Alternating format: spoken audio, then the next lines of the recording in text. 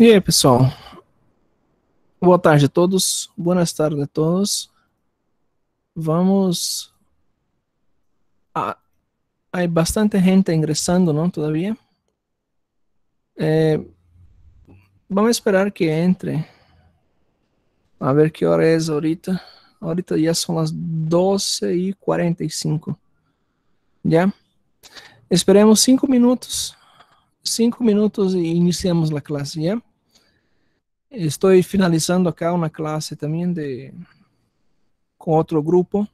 ¿Está bien? Hasta que finalice la clase, el momento que todos ya terminan e ingresen, ¿ok?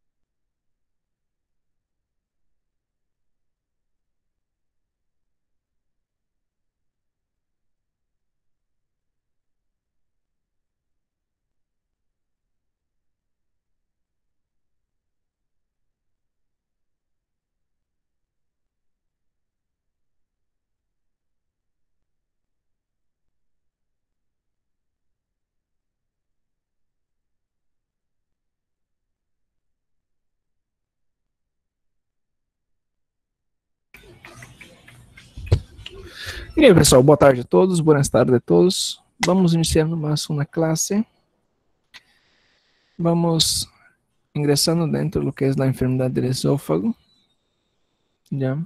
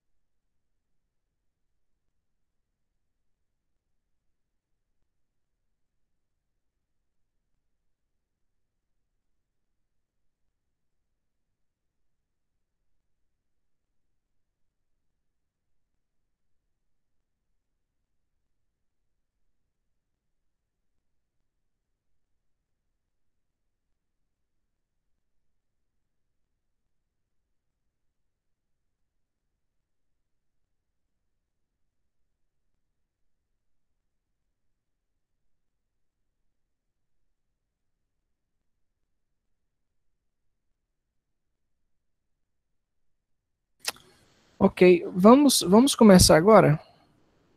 Deixa eu estar me preparando aqui, colocar o fone. A gente começa a aula.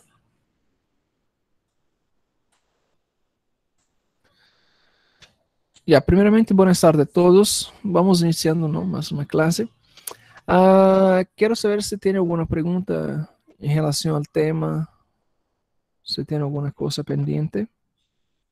Já são as 13, não? 13 e 3.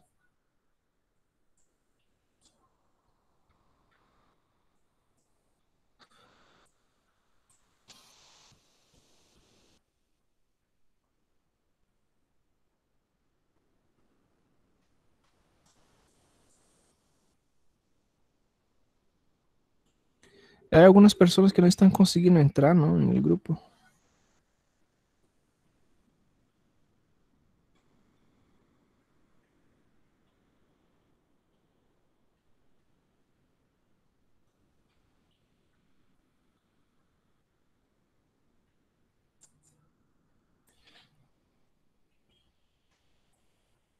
Ok.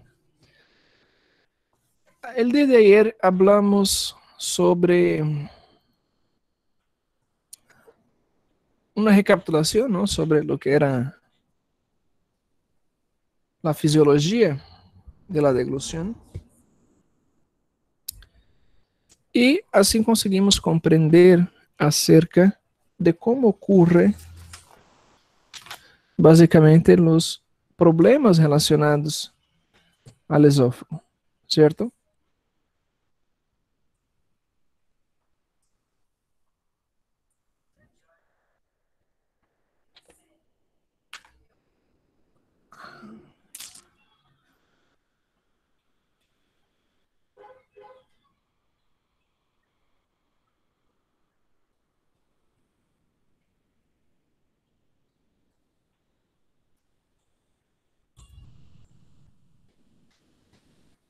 Agora sim. Teníamos hablado sobre la fisiología de la deglución, ¿no?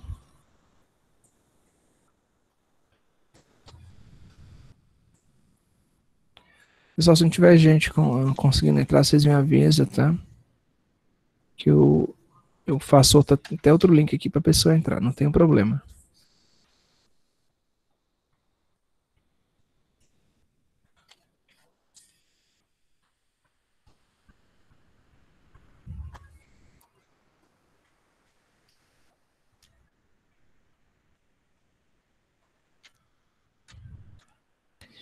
Ok, vamos a hacer una breve recapitulación, ¿no? De muchos no estaban el día de ayer, ¿no? Otros incluso, hay gente que ha tenido personas familiares que ha fallecido el día de hoy, no está en la clase o anteriormente, ¿no? Bien, sabemos que el aparato gastrointestinal, que comprende desde la boca hasta llegar al ano, es una vía. Estava mudo?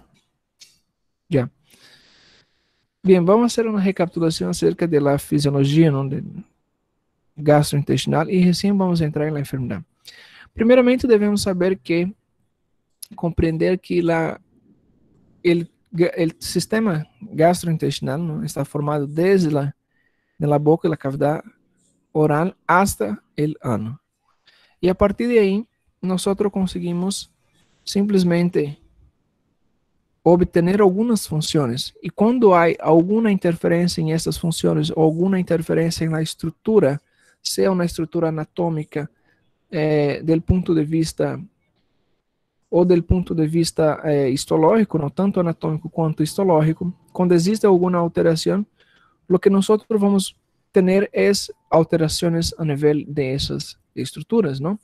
E primeiramente vamos estudar o que são as enfermidades do esôfago. Dentro da enfermidade do esôfago, devemos entender a fisiologia da deglução, já?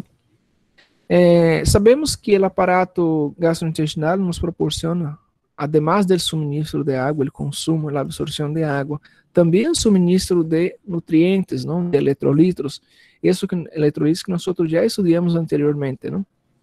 Y todas esas sustancias son absorbidas a nivel del tracto gastrointestinal, ¿cierto? El sistema del tracto gastrointestinal tiene algunas funciones específicas, desde la mastigación hasta llegar a produção de heces, ¿no?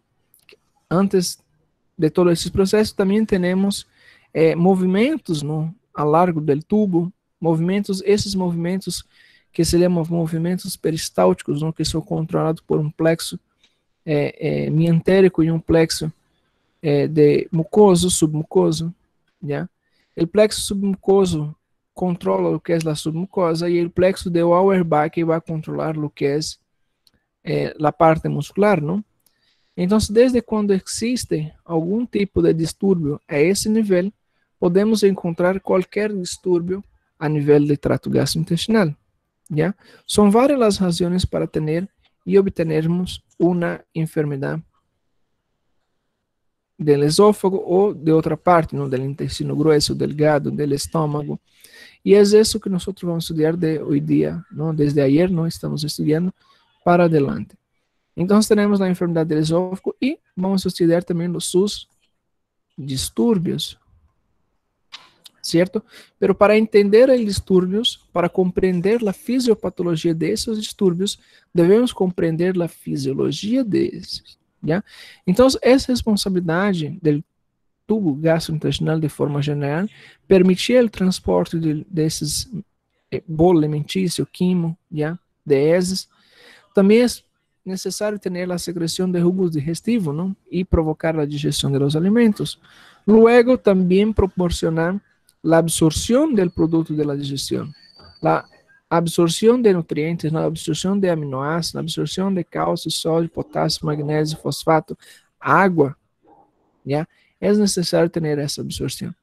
É também necessário ter uma circulação sanguínea adequada, ¿ya? Porque a circulação sanguínea adequada é a circulação que hace movimentar, não é a bomba de ATP proveniente do intercâmbio de, metabólico que existe dentro das células, dos músculos do sistema trato gastrointestinal, é que proporciona, não, através de impulsos nervosos, que simplesmente esses provoquem movimentos peristálticos, certo?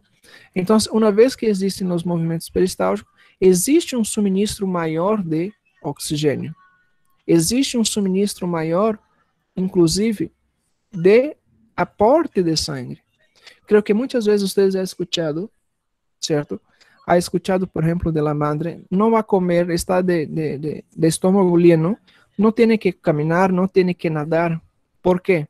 porque simplesmente, em este momento, em um intervalo de mais ou menos de 1 hora, 2 horas aproximadamente, onde ocorre processos digestivos, né, com maior intensidade para a degradação do alimento, principalmente do que é o estômago, ele necessita triturar o alimento e para ter energia suficiente é necessário ter maior aporte de oxígeno. E para ter maior aporte de oxígeno é necessário ter maior quantidade de sangue, certo? E é por esse motivo, por exemplo, que todo o sangue que está circulando por el cuerpo, toda a sangre que está circulando por el cuerpo, passa agora a ser dirigido, passa a ser encaminhada essa sangre para dentro do que é o sistema gastrointestinal, certo? Então, é por esse motivo que há diminuído, existe uma diminuição, inclusive, isso é fisiopatologia, existe uma diminuição de níveis de oxígeno a nível cerebral. Pero isso é mínimo. Vocês recordam, o cérebro é um órgão diana, é um órgão nobre, é um órgão diana, é um órgão nobre. É um órgão que necessita, sim ou sim, de aporte de oxígeno. Pero em el momento del processo metabólico, del trato gastrointestinal, quanto a los processos digestórios, o que acontece? O que acontece é uma diminuição de los níveis de oxígeno, pero é quantidade mínima, não é quantidade exorbitante, são mínimas quantidades. E é por esse motivo que nós, depois de comer, nós temos sonolência. Certo? Temos sonolência. Ou seja, os níveis de oxigênio simplesmente ha diminuído. E um fator de la hipóxia, quando diminui a quantidade de oxigenação em el cerebro, o primeiro signo que nós encontramos, o primeiro sintoma que nós vamos notar é a sonolência. A sonolência se dá, claro, a sonolência provocada por uma diminuição de CO2, de oxigênio em el cerebro, provoca a sonolência, certo? Agora vocês já podem entender a fisiopatologia da sonolência. Por exemplo, quando existe uma diminuição, uma das causas seria a diminuição do aporte de oxígeno, causa sonolência, pero é leve. Agora vocês podem entender, por exemplo, por que quando comemos, nós não devemos fazer um exercício? Porque simplesmente, nosso organismo simplesmente necessita triturar esse alimento, necessita absorver esse alimento. E é um trabalho pesado. Inclusive, é diminuindo os níveis de oxígeno que chegam ao cérebro, causando sonolência. Agora, por exemplo, se nós ponemos a fazer um exercício pesado, comemos e logo vamos a nadar, vamos correr, vamos fazer uma atividade mais pesada. O que passa? O que passa é que simplesmente a sangre vai sair do intestino, do trato gastrointestinal e vai ir-se a estas periférias. Tem que ativar-se outra vez, certo? Porque está requeriendo, por exemplo, as células de los músculos esqueléticos, los músculos del cuerpo, estão solicitando, ustedes estão correndo aí depois de comer. Isso significa que a comida vai entrar em êxtase, não é? A peristalse vai parar com a peristalse, vai diminuir a peristalse. E uma vez que existe a diminuição da peristalse, o que passa? Qual seria o próximo evento que vocês podem imaginar? Se diminuir a peristalse, diminuição da peristalse.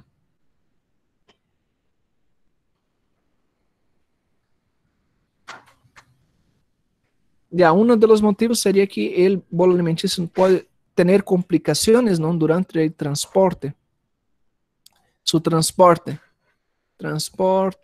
O vamos ter um problema chamado, relacionado ao transporte, que se chama um distúrbio, distúrbio de condução.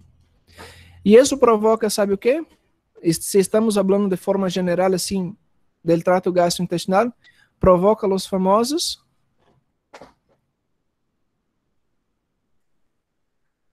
gases? Não, gases não. O que provoca, pessoal?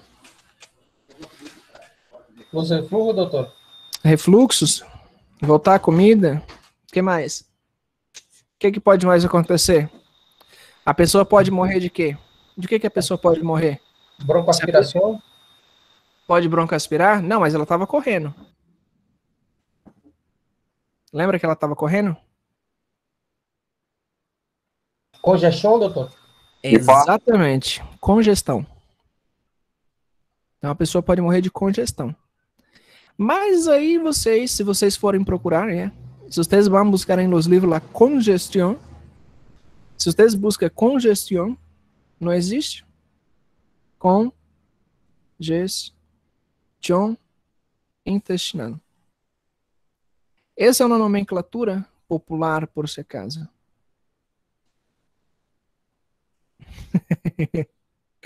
Exatamente. Aqui nos disse um amigo que seria a coisa que mais tem medo, não? Os padres, las abuelas, não? Que é ter uma congestão intestinal. Nos dice, niño, não vai correr porque te vai causar uma congestão intestinal. Exatamente, seria uma congestão, não? Pero, sobretudo, seria um distúrbio de condução do alimento.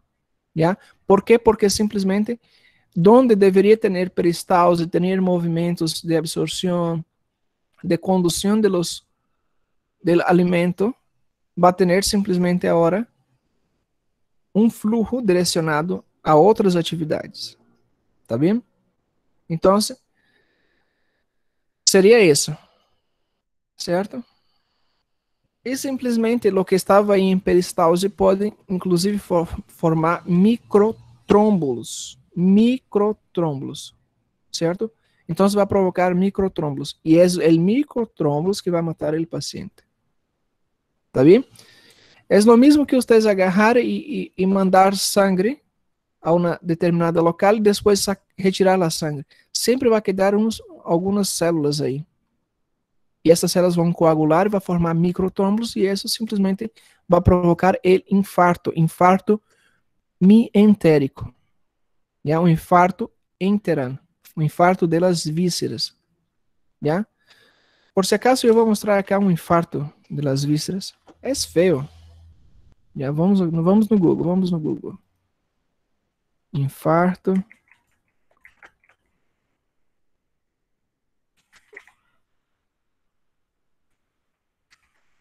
Infarto mientérico. Mesentérico. Ou mientérico é o mesmo. Ó, vou jogar aqui para vocês. Ó. Olha lá, trombose mesentérica. Isso aqui é a famosa congestão. La constipação. Certo? Ó, mira como está. Rojo. Isquêmico. Não? Por causa de uma trombose. Agora vocês têm que recordar conceitos. Para vocês explicar. Ahorita se eu solicito a vocês me expliquem lá trombose mesentérica, a fisiopatologia da trombose mesentérica.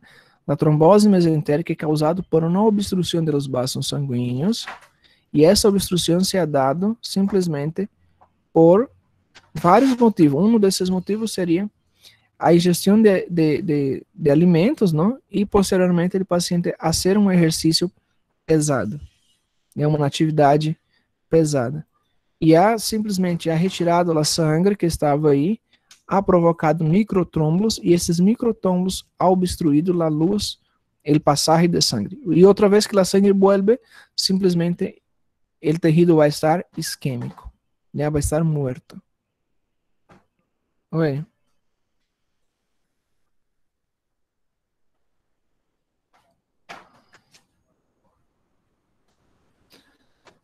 Pode causar. Nos pergunta cá se é um transtorno hemolítico, não um transtorno de coagulação sanguínea. Um transtorno de coagulação sanguínea pode causar várias, desde sangramentos por la piel, por exemplo, hasta coagulopatias.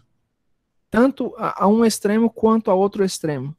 Pode causar um transtorno de coagulação. Existem vários mecanismos para produzir transtorno de coagulação. Aí vocês têm que estudar os fatores de coagulação 1, 2, 3, 4, 5, 6, 7, 8, 9 e 10. cada uno de esos tiene una importancia, ¿ya? Por ejemplo, si yo digo acá el factor 8, por ejemplo, el factor 8 va a causar una enfermedad del corazón, por ejemplo, ¿ya? Y provenientemente más en pacientes grávidas, mujeres y grávidas, ¿no? Que es la síndrome de Wolff-Parkinson, ¿ya? Eso ustedes cuando están rotando por cardiología y están estudiando también obstetricia, ustedes van a ver esta síndrome. Es un trastorno de la coagulación, ¿ya? Yo he visto una paciente así en la UTI y es bien feo, ¿ya? Pero vamos a seguir acá. Ahora vamos a entrar directamente a lo que es el esófago, ¿no? Su anatomía, ya hablamos el día de ayer, pero no cuesta recabar otra vez más que tenemos aproximadamente un esófago que mide entre 20 hasta 25 centímetros, ¿no? Va a variar de cada autor, ¿cierto? Otra cosa que tenemos que llevar en consideración es que este está formado por algunas estructuras, ¿no? Dentro del esófago, y el esófago tiene dos estructuras bien interesantes. Tenemos el esfínter esofágico superior, ¿ya? Eso en español sería esfínter esofágico superior. Tenemos el cuerpo, ¿cierto? El cuerpo del esófago. Y al final tenemos el esfínter esofágico inferior, ¿cierto? Esfínter esofágico inferior. Bien. Esos esfínter, por su natureza, por su posición anatómica, por su definición propia, todo esfínter es cerrado, fechado. Todo esfínter está contraído. Todo esfínter está contraído. Siempre en constante contracción. Ya todos los esfínteres.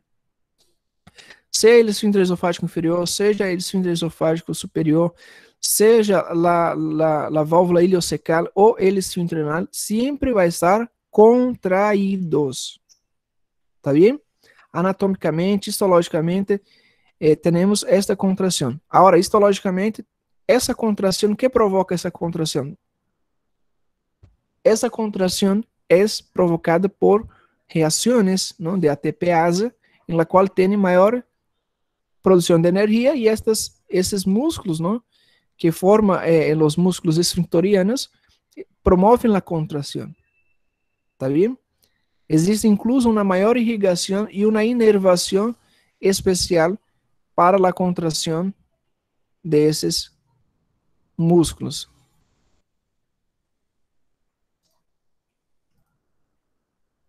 Ok? Seguimos. Histologicamente, não?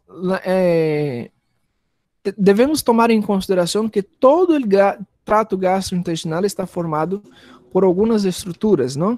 Como, por exemplo, a serosa, a capa muscular longitudinal.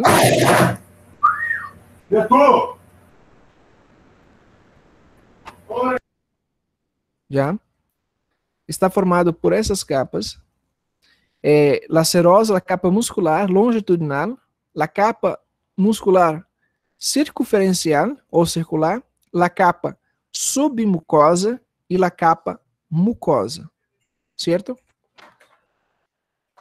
Então, temos estas estruturas. Também podemos dividir histologicamente em túnicas íntima, média e adventícia, tá bom? Agora, a túnica adventícia está formada por um tecido conectivo laxo, ¿ya? Y está presente a lo largo de la mayor parte del esófago. En la última porción más distal está cubierta por el peritoneo. ¿Ya? Tiene dos funciones principales del esófago, que sería el transporte, ¿no? De alimento desde la boca hasta el estómago, y la otra función sería evitar la salida, ¿no? Del estómago hacia la boca. Deixa eu só atender. Eu ia falar que ia atender o celular aqui, mas desligaram. ¿Ya? Entonces, tiene esas dos funciones, ¿no? Tiene esas dos funciones de acuerdo a la literatura de histología de Horrocks, ¿ya? Ahora, de acuerdo a los libros de gastroenterologia têm uma função mais interessante, uma terceira função. A terceira função seria, não, a função de evitar a aerofagia. Aerofagia. Evitar a entrada de aire através do esôfago. ¿Ya? Então, tem também essa função de evitar a aerofagia, ou seja, nós comer aire. Certo? Outra coisa, já sabemos sua fisiologia, não? Basicamente, a fisiologia do sistema del trato gastrointestinal. Agora vamos ver o que é a fisiologia de la deglución. ¿Ya? Para nosotros hacer lo que es la deglución, existem vários eventos, não?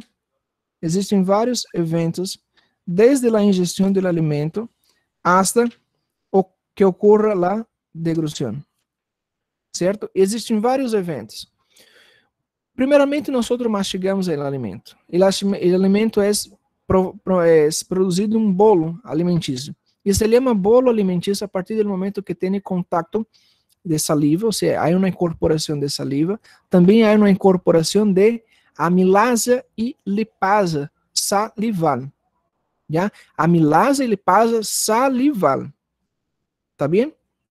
Que também vai se unir algumas enzimas e que vai permitir a degradação do alimento e formar assim o bolo alimentício. ¿Ya? Não confunda amilasa e lipasa salival com amilasa e lipasa pancreática, tá bom? São duas estruturas diferentes. ¿Ya? Tem duas estruturas diferentes, tanto quimicamente como também em sua estrutura, não? A função é a mesma, é a degradação do alimento, pero uma é um pH normal, ¿ya? E outra tem um pH mais alcalino. ¿Ya? Existem algumas diferenças de amilase e lipasa pancreática e salival. Nesse caso, estamos em la salival. Então, os dientes trituram o alimento se mescla com a saliva também que ajuda a facilitar o transporte para a deglução, certo? E existem alguns eventos durante a deglução. Um desses eventos seria que o palato blando se eleva, ou seja, aumenta o espaço da cavidade oral. Assim também vai evitar o refluxo de alimento para as cavidades nasais. Então, se o palato blando se eleva, aumenta a área, a capacidade de a área total, não?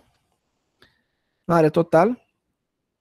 E evita também que o alimento ingresse por la parte posterior para as narinas.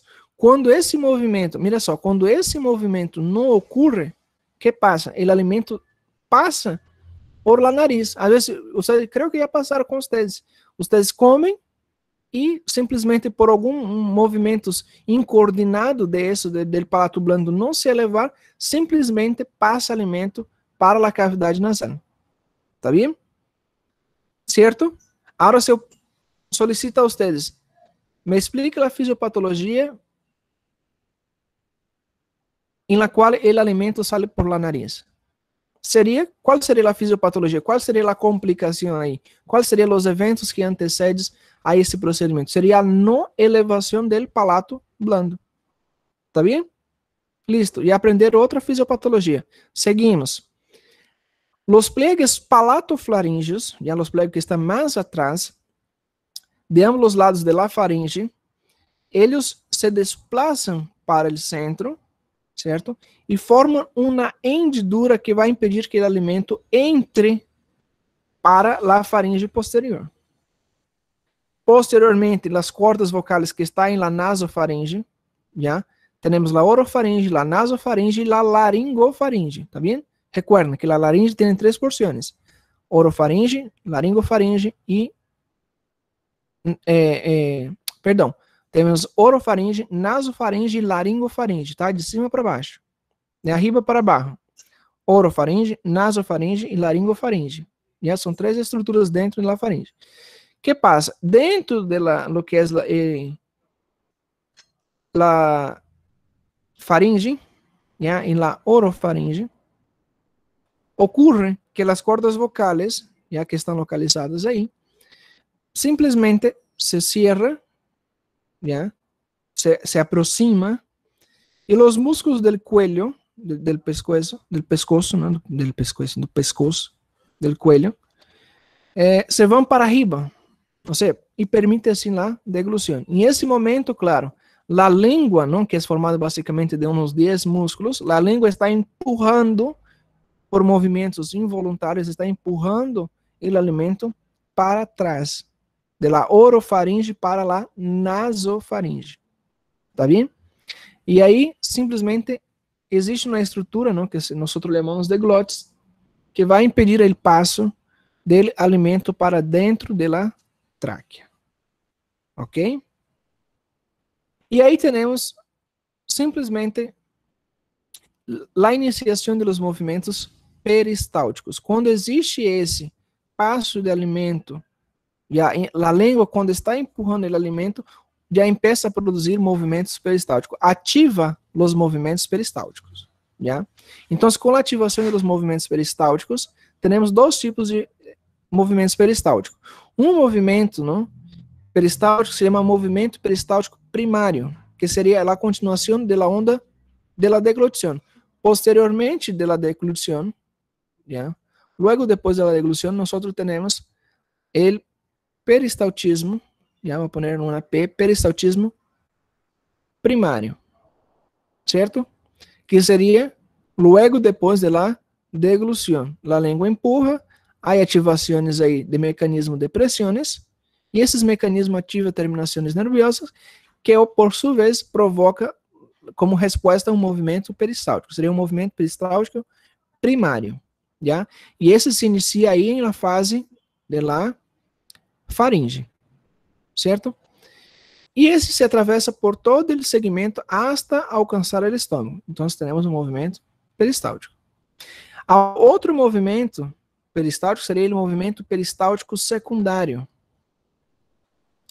O movimento peristáltico secundário se dá através do passo do alimento através do bolo alimentício.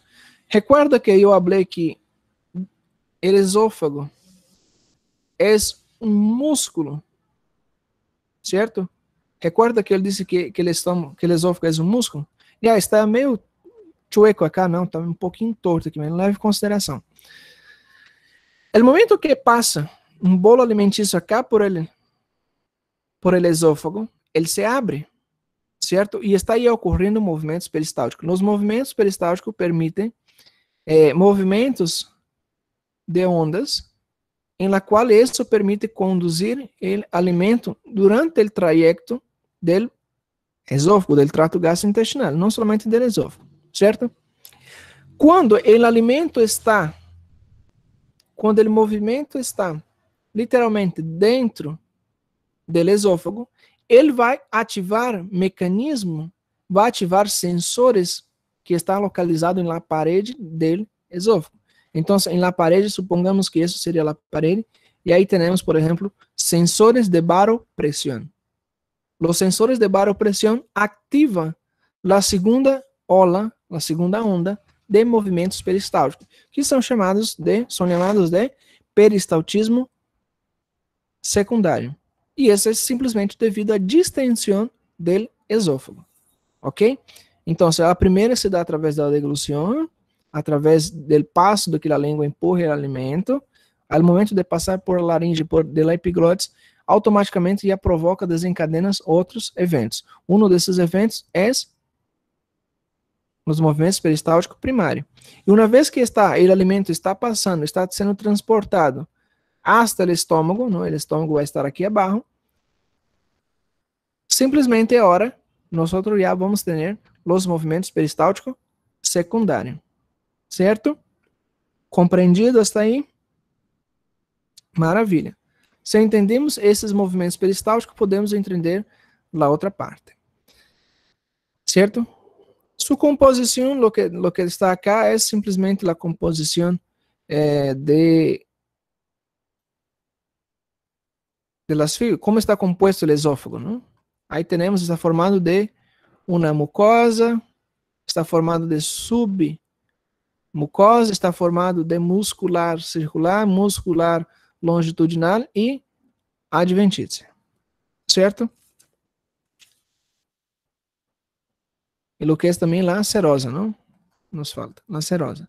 Está bem? La composição. Já sabemos a fisiologia, já sabemos a composição. Agora, a fisiopatologia, para que vocês entendam, mais uma vez mais eu explico.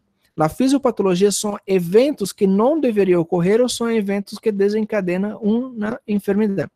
Tá bem? Isso seria a fisiopatologia. Qualquer alteração desses eventos, já temos um problema patológico. E quando nós explicamos o processo patológico, estamos explicando simplesmente a fisiopatologia. Aí agregamos quais são as causas etiológicas, o que ha causado isso, o que ha causado, por exemplo, por que não está tendo um peristaltismo, por que o peristaltismo não está ocorrendo. Por exemplo, se eu pergunto a vocês, por que o peristaltismo secundário não está ativado? Porque simplesmente não ativou a primeira fase. O paciente não ha deglutido. Se o paciente não ha deglutido, tem nenhum motivo. E um desses motivos pode ser vários. Vamos entrar em detalhes. O esôfago, vamos agarrar o esôfago. Temos um esôfago acá, já. Vamos dividir em 3 partes, o esôfago, já, em terços. Então, temos 3 terços, não? Em el terço superior, en la parte superior, nós vamos ter um esôfago que é simplesmente controlado, já, é um esôfago que é controlado por el sistema nervioso central. Ok? Então, é controlado por lo que é o sistema nervioso central. Outra coisa, tem uma estrutura histológica, já, tem uma estrutura histológica diferente de los demás. Ya, el tipo de músculo que se tiene ahí es diferente.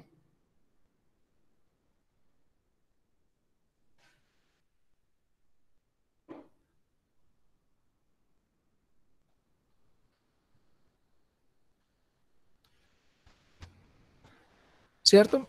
Y ahí tenemos, por ejemplo, tenemos músculo estriados. Tenemos músculo estriado. El músculo estriado es controlado por el sistema nervioso central. ¿Perfecto?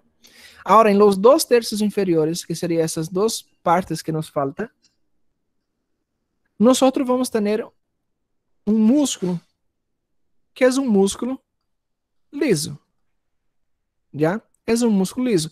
Es un músculo involuntário. Nosotros não conseguimos controlar esse músculo. Já? Não conseguimos. O músculo estriado, sim, nós conseguimos controlar. Pero como conseguimos controlar esse?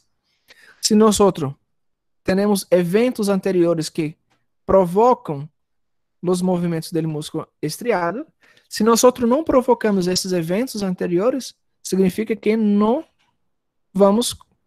estamos controlando, não? Em verdade, estamos controlando o músculo estriado. Já? Por exemplo, se eu quero que o músculo estriado do terço superior do esôfago funcione, o que eu tenho que fazer? Eu tenho que deglutir a comida. Perfeito? E isso é controlado pelo sistema nervioso central. Agora, em los terços inferiores é controlado por el músculo liso, pero el músculo liso é controlado por um sistema nervioso autônomo. Como su nombre dice, é autônomo. Não é necessário ter um evento anterior, já? Não é necessário, não se faz necessário, não tem a necessidade de ter um evento anterior para que o músculo liso simplesmente ative o que é lá segundos movimentos peristálticos, já? A segunda onda de movimentos peristálticos, certo? E simplesmente nós vamos ter acá umas complicações, já? Quando eu hablo de terço superior e os terços inferiores, eu também me refiro, já? Aí vamos poner, controla o sistema nervioso central, temos simplesmente músculo estriado, já?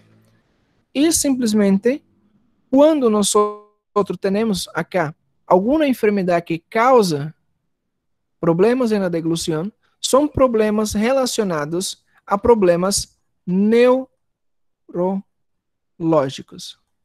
Já? Relacionado a problemas neurológicos. Por exemplo, um AVC. Um AVC é um problema neurológico. E é um problema que afeta, ocorre uma parálise, recorda que ocorre uma parálise, ou seja, não está passando, não está ligando informações elétricas em esse nervio. Se esse nervio, por exemplo, el hipogloso, que controla a língua, se o paciente não tem controle da língua, a língua está caída, o paciente não tem condições de deglutir.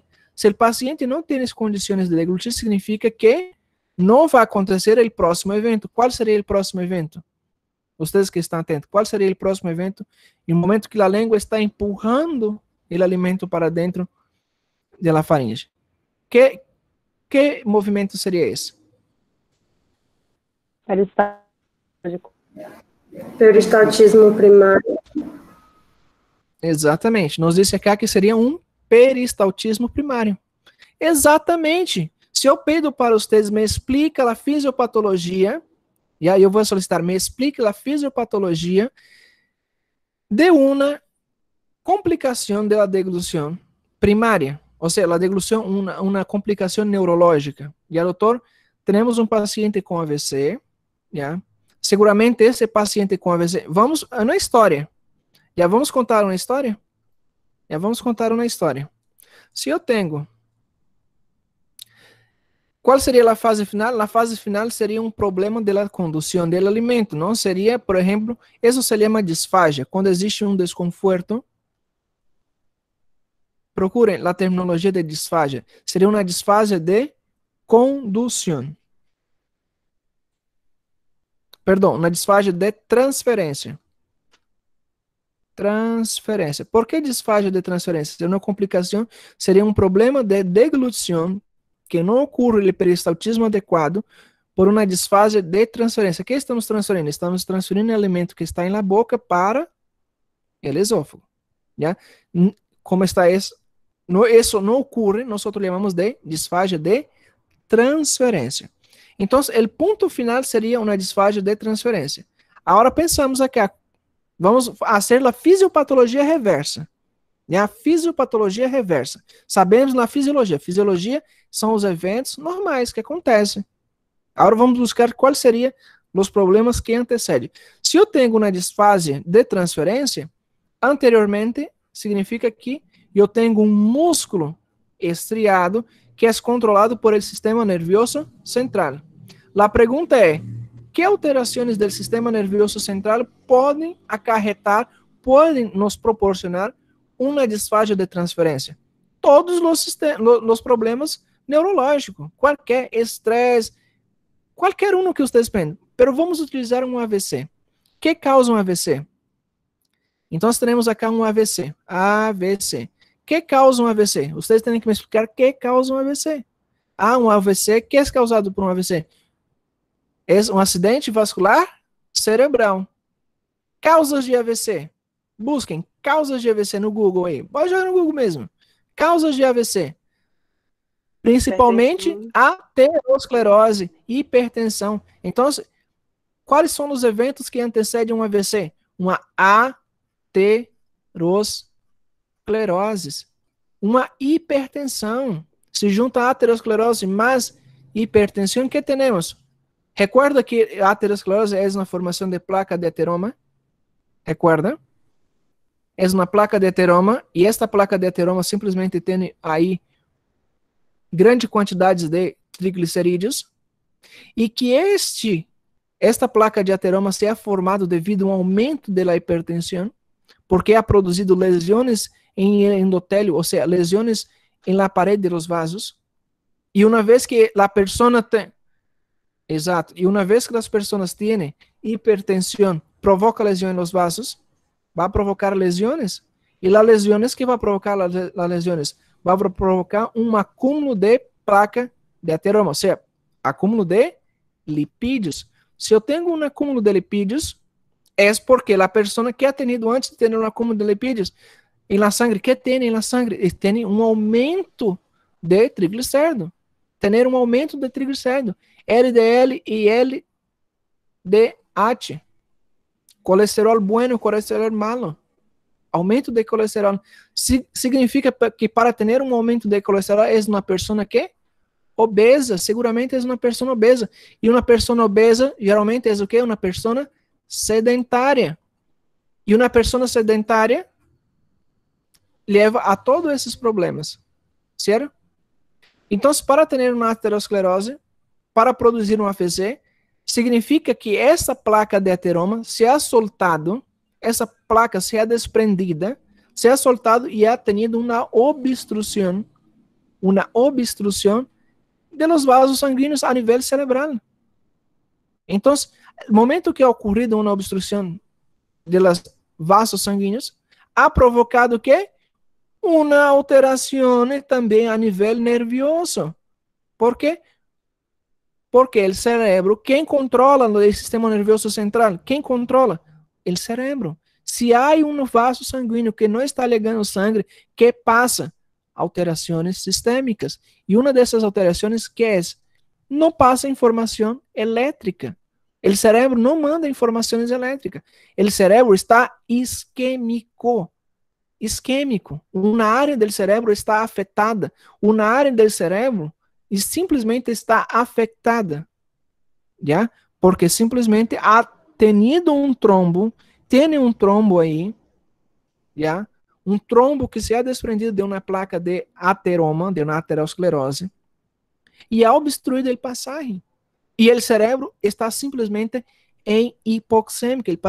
Se ele está em hipoxemia, está em isquemia. Se está em isquemia, com o passar do tempo, que forma a isquemia?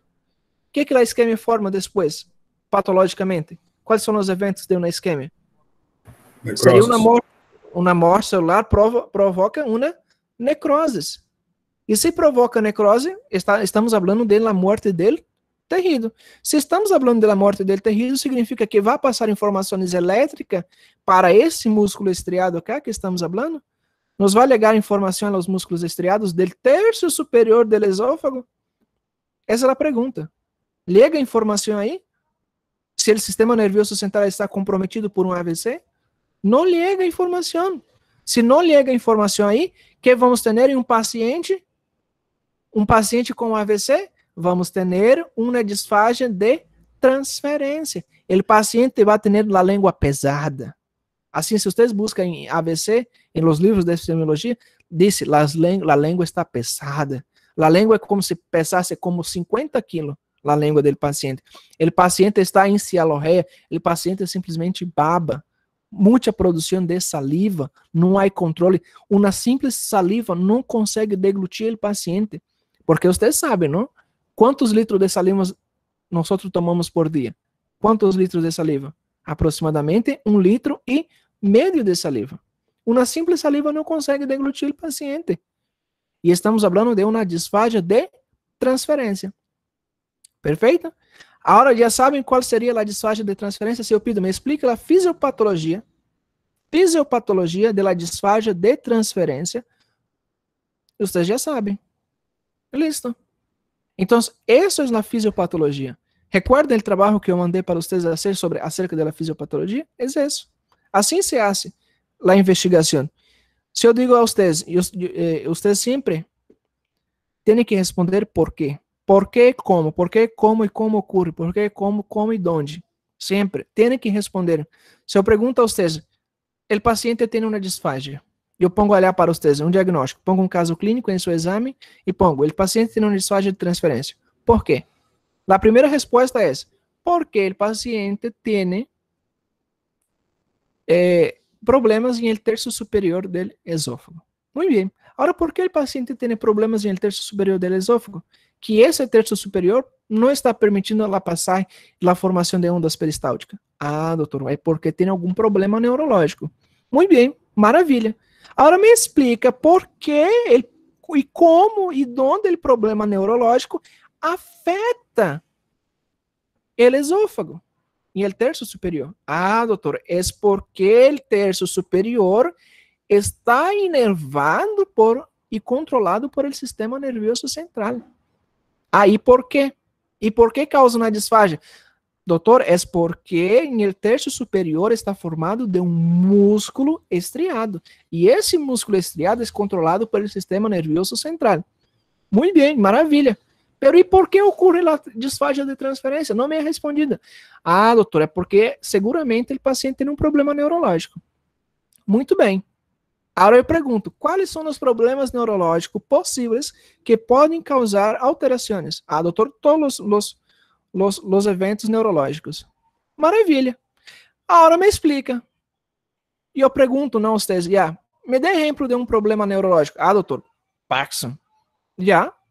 Então, se você me está dizendo que é Parkinson, maravilha. Me explica como Parkinson pode controlar o sistema nervioso central. Como isso vai ocorrer? Ah, me tem que explicar a fisiopatologia de uma disfagia de transferência causada por um antecedente, né? Uma disfagia de transferência antecedente a uma pessoa que tem Parkinson. Ter uma explicação fisiopatológica. Aí tem que buscar quais são as informações. Quais são os eventos que ocorrem para que um Parkinson justifique uma disfagia de transferência. Se é um AVC, vocês já sabem. Se é AVC, é porque o paciente ha tenido uma obstrução delas vasos sanguíneos. Muito bem. E que causa essa obstrução? Ah, doutor, essa obstrução vai causar uma isquemia. Maravilha. E a isquemia, que causa? Ah, a isquemia causa uma necrose. E a necrose, que causa?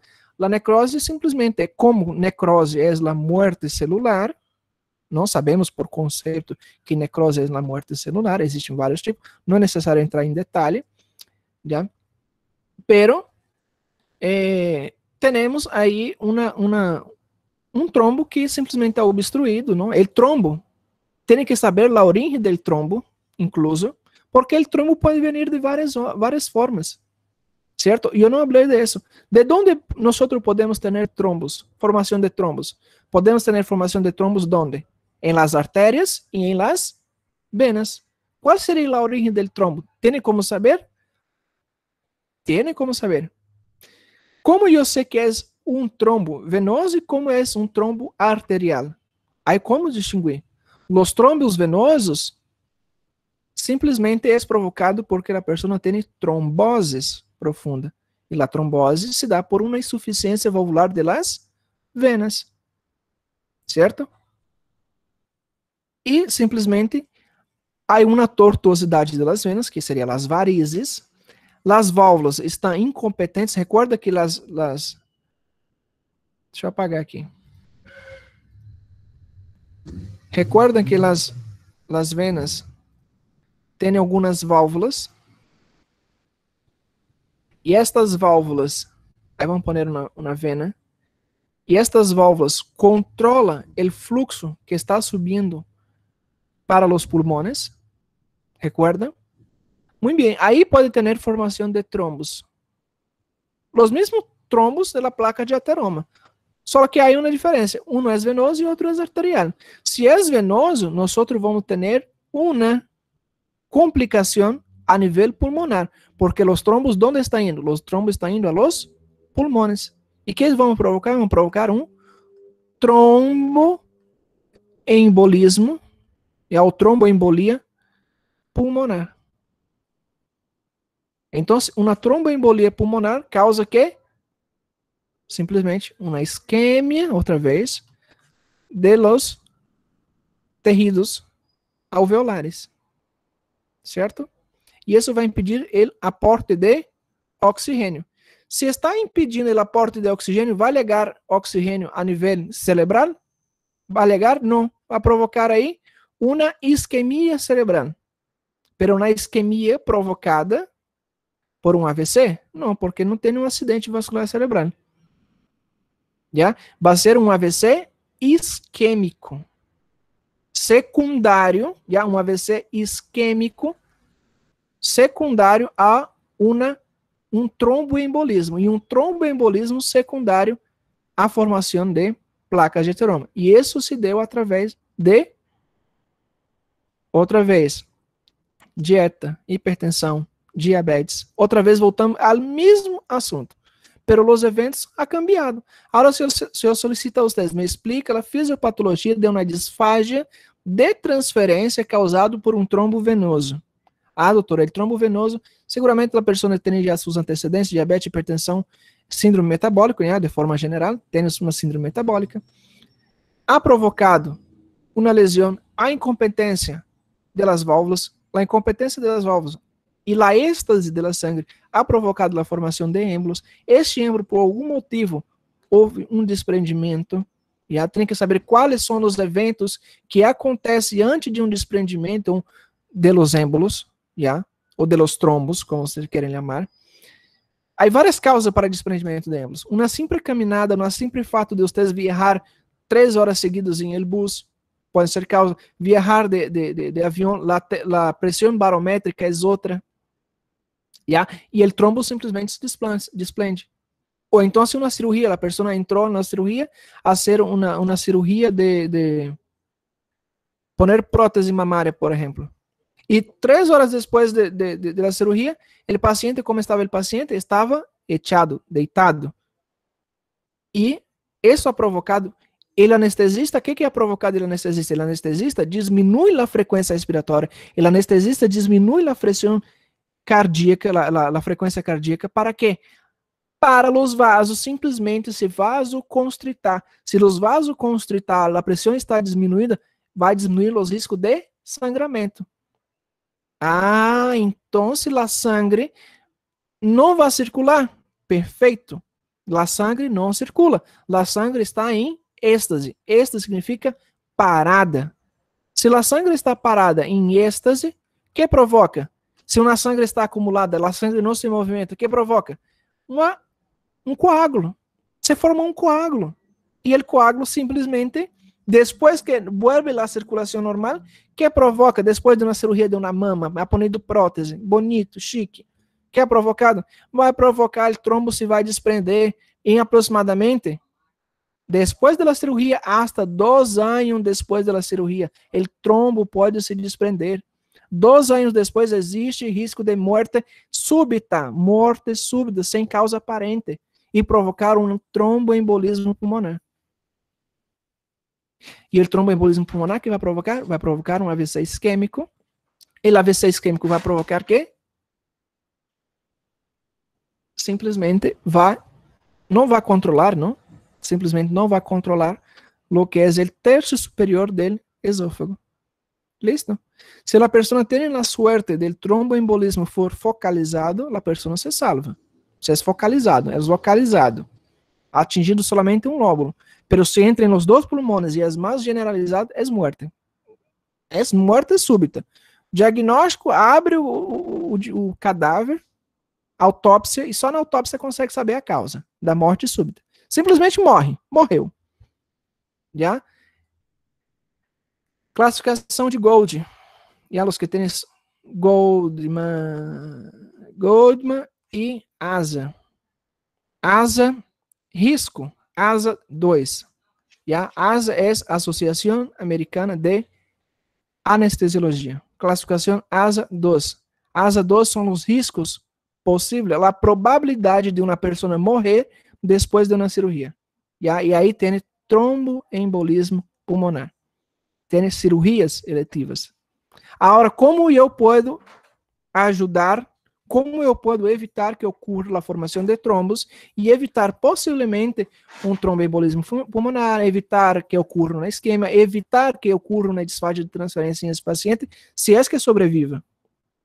Como eu consigo evitar? Classificando o paciente. Utilizando, sabe o quê? Classificação de Goldman, cardiologia, classificação de ASA, anestésio. Como eu posso prevenir? Haciendo vendaje elásticas comprensivas. Mira, el nombre. Vendaje elástica compresiva.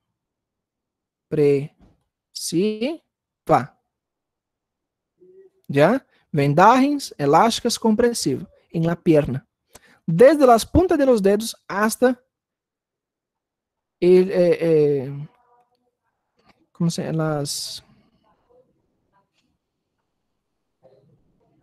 até a virilha, ¿ya? A virilha, hasta el muslo.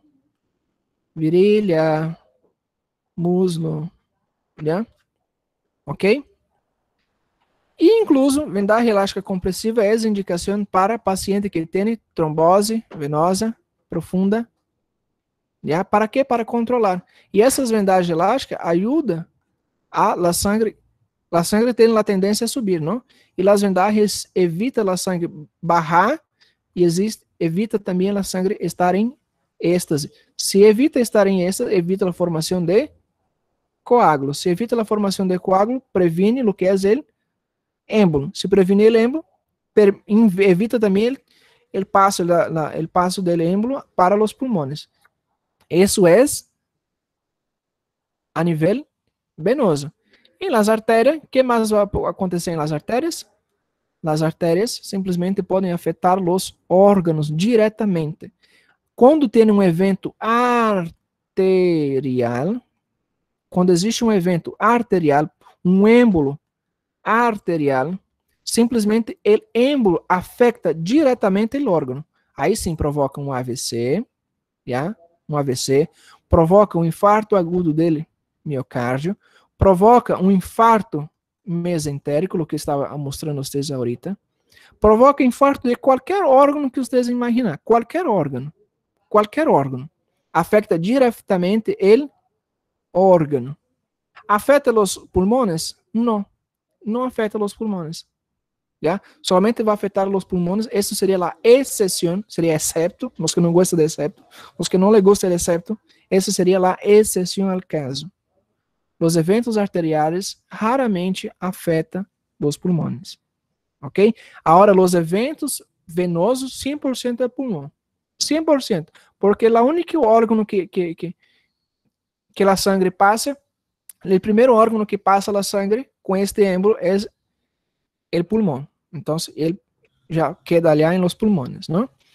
E os órgãos acá não vê? Isso já tinha incluso uma formação de êmbolo e trombolos localizado. Ou seja, praticamente, o AVC é um êmbolo, um trombo que se é formado em el próprio coração. Já? Pode vir de outras áreas? Podem vir de outras áreas, não? Pero é mais raro. Já? Já? Perdão, de AVC del próprio cérebro, não? De lo que é los pulmones não, el coração, não? El próprio coração, já? Del mesentérico, está aí no próprio plexo mesentérico, ok? Então, a arterial afeta diretamente os órgãos, é formado aí, afeta diretamente os órgãos, com exceção no caso de los pulmões. E os venosos afetam maiormente 90,9% lo que é os pulmões, certo? Compreendidos? Agora já entende os eventos que antecedem a uma disfagia de condução, certo? Então, em el terço superior temos uma disfagia de condução.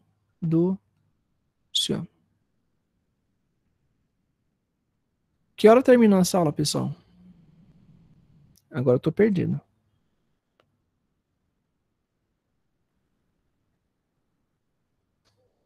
Agora, doutor, às 13h15. Já. Temos mais 10 minutos, não? É um tema bem interessante de aprender, não? Então, o terço superior é causado por enfermidades neurológicas, já? Por quê? Porque simplesmente não existe um controle para a produção da primeira onda peristáltica. Perfeito? Entendidos? Passamos. Vamos passar. Agora, os terços inferior. Os terços inferior vai ser uma disfagia de condução. Ou seja, o elemento passou o primeiro terço e agora existe uma disfagia de condução. A disfagia de condução são problemas, realmente agora sim, problemas gástricos, já? Problemas de gastro. Qual a diferença? O terço superior estava inervado por quem? Por el sistema nervioso central, ¿cierto? En ese caso está inervado por el sistema nervioso autónomo. Se existir algum problema, a pergunta é, se existir algum problema a nível do sistema nervioso autônomo, vai provocar, existe a probabilidade de acontecer uma desfase de condução? Sim, doutor. Me estão falando que sim, não? Já. A resposta é sim. Pero vai provocar, vai, por exemplo, evitar, existe, por exemplo, a probabilidade de esse alimento, aí temos, já vamos fazer aqui, aí temos o esófago, já, o esófago, e abaixo que temos, o que é o estômago, certo? Terço superior, aí temos terço superior, e os 2 terços inferiores, que é controlado por sistema nervioso autônomo. Se existe um problema a nível do sistema nervioso autônomo, vai ter problemas em la condução do alimento acá abaixo? A teoria seria sim. A resposta seria sim. Já? Pero vai alterar a condução do alimento? A pergunta é, vai alterar? Tem alterações dela? O que vai impedir o alimento chegar, por exemplo, dentro do estômago? Vai ter um problema? A resposta seria não. Por quê? Explico. O momento que o alimento entra, passa por el primeiro passo, passa o terço superior e está dentro do esôfago, simplesmente por la gravidade, o alimento vai chegar. Agora, é um distúrbio de condução. Distúrbio de condução. Se há um problema a nível nervioso autônomo, teoricamente, teríamos uma complicação.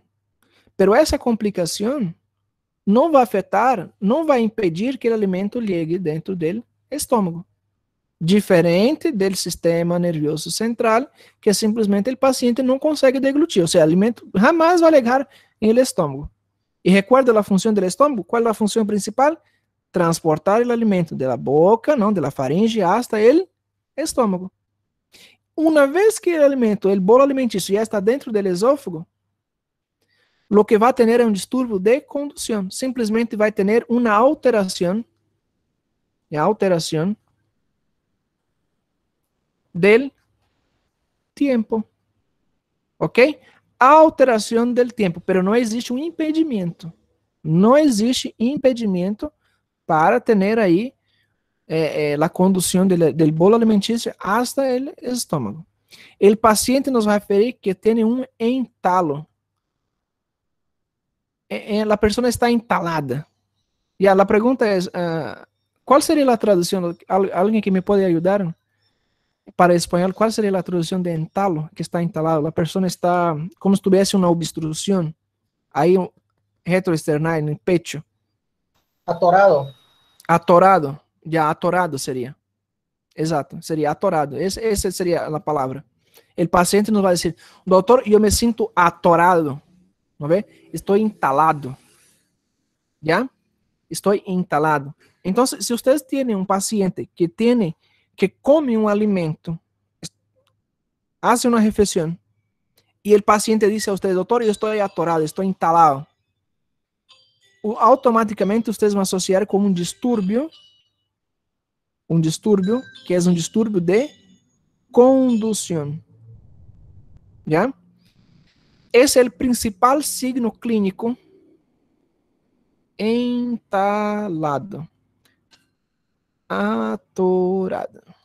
Seria o principal signo clínico de um paciente que tem problemas em terços inferiores. Del terço superior, eu me olvidei de falar, o paciente vai estar engasgado. Qual seria a tradução? Engasgado. Engasgado.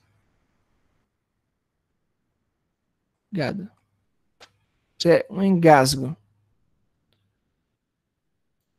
Por quê? simplesmente o alimento não desce, não? Essa é a tradução mesmo? Engasgado, pessoal? Qual seria a tradução? Eu me olvidei já os nomes. Doutor, eu penso que quando a pessoa está engasgada, igual se ha tentado barrar o alimento, pero ele não ha deglutido, pero quando é uma obstrução aí, como você havia falado, uma disfagia de condução em el músculo estriado, nem tem como engasgar, porque não tem como engolir, deglutir o alimento, pero há um engasgo, então, é igual. Yeah. Aí temos, não? Aí engasgado em el terço superior, principal sintoma clínico, e entalado ou atorado em el terço inferior. Certo? Maravilha? Doutor, uma pergunta. Sim, pode perguntar, José. La patología de esófago de Barré y la hernia yatal está en la porción del tercio superior o del tercio inferior, no me recuerdo. Nos pergunta acá, José, sobre acerca de la patologia do esófago de Barré, não? O esófago de Barré tem relação com a hernia yatal. Isso nós vamos falar, creio que nos alcança tempo para amanhã, né? Já sobre esófago de Barré. E é uma das causas, não? Primeiramente, é uma hérnia. Uma hérnia é uma debilidade da parede. Em caso dessa, é uma debilidade do diafragma, do músculo diafragma, em la qual o estômago entra para dentro do mediastino e acaba provocando uma obstrução. Ele acaba impedindo que tenha aí, por exemplo, uma abertura do esfíncter esofágico inferior. E isso nós vamos estudar em lo que é relacionado a la acalásia. Mais acá adelante, onde está? Aí tem acalásia. Aí temos acalásia. E quando falamos de acalásia, vamos falar sobre esse distúrbio. Perfecto. Assim como também síndrome de Mallory-Weiss, outras síndromes. Pero vocês já entenderam, não? Como seria a disfagia? Isso da fase oral, fase esofágica, vocês já falamos o dia de ayer, não? E a disfagia, que é a disfagia? Aí tem um terço superior músculo estriado, não? Problemas neurológicos, disfagia de transferência ou disfagia orofaríngea. É um engasgo. Dois terços inferior, problema gastrointestinais, de verdade, não? Endosfagia de condução ou disfagia esofagiana. E também a pseudodisfagia. Existe a pseudodisfagia que nós vamos ver o dia de manhã. Né? Ok?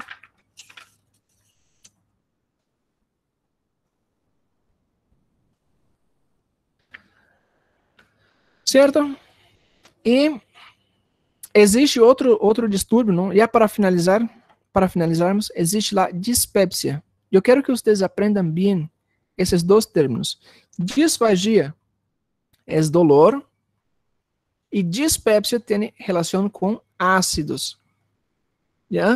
Aí tem duas nomenclaturas: pirose e azia, acidez estomacal, queimação. Queimação do estômago. Pirose, eu digo que é uma pirose quando simplesmente vocês conseguem notar, por exemplo, às vezes vem ácido, vem contenido estomacal, o vômito. Não chega a vomitar, mas há náuseas, não? E há uma azia, uma queimação atrás do pecho. Isso seria esôfago, não? O nome adequado para nós, terminologia médica, é pirose. Se o paciente nos diz, tenho uma azia em el pecho, tenho azia aí em el pecho, me queima em el pecho, isso se chama pirose. E azia mesmo somente para estômago. Isso claro, seria o mesmo que refluxo gástrico, doutor? Ou não? Explico. Nos hace uma pergunta acá. ¿Eso sería lo mismo que los refluxos gástricos? No. Eso es una complicación de los refluxos gástricos. ¿Ya? Se nos alcança tempo, amanhã vamos entrar em la fisiopatologia del refluxo. Vamos falar de acalásia e incluso tratamento. ¿Ya? Tratamento é sencillo e fácil. Um medicamento vocês vão aprender a utilizar e listo. Tá bem?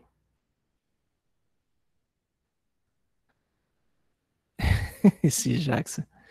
Ok? Claro, ahora la diferencia de pirose y azia.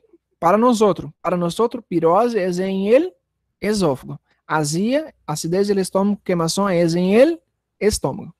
Para el paciente simplesmente no tiene una distinción. El paciente no claro, ele não sabe, é leigo. Já em el tema. Ok? Dúvidas, perguntas?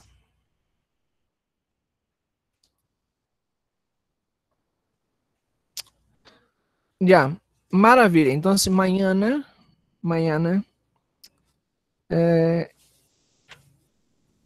em los horarios que está em seus calendários, já? Amanhã temos, a ver como estará amanhã. Mañana, 8:15, grupo 1, grupo 3, 9:45, grupo 2, 11:15. ¿Está bien? Aprendam definição clínica, definição terminológica de disfagia e dispepsia. ¿Ya? E acalásia também, já que vamos entrar em acalásia amanhã, aprenda quais são, que é a acalásia. ¿Está bien? Que é você já sabe o que é não? Chalásia. Achalásia. Ok? Significa não relaxamento. No relaxamento. Ok? Nos vamos. Já estou em outra classe acá. E nos vemos el dia de manhã. Tchau, tchau, pessoal. Tchau, doutor. Graças. Tchau, tchau, pessoal. Gracias, doctor. Hasta luego.